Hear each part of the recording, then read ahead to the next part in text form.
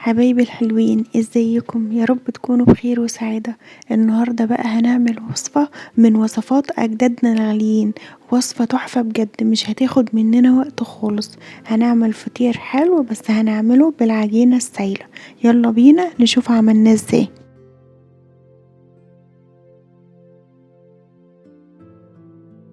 في البداية هنحتاج 2 كوب دقيق، هنضيف عليهم معلقة صغيرة سكر ونص معلقة بيكنج باودر وربع معلقة صغيرة ملح. نقلبهم بقى مع بعض كويس وننزل عليهم بكوبايتين مية.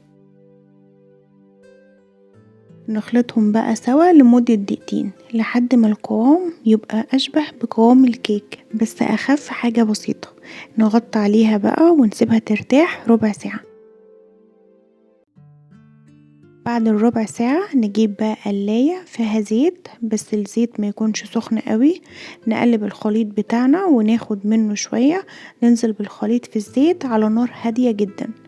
وطول ما الفطير بتاعنا في الزيت ناخد من الزيت ونحطه على الفطير بالشكل ده. ودي خطوة مهمة جدا عشان نلاقي الفطير يتنفخ معانا ويبقى بالشكل ده. نقلب بقى الفطير لحد ما ياخد لون ذهبي جميل ونخرجه على طبق فيه مناديل مطبخ. نخلص بقى كل الكمية وهتكون بالشكل ده. نرش بقى عليها سكر بودر وعسل نحل، والعسل النحل اختياري بس الأساس السكر البودر.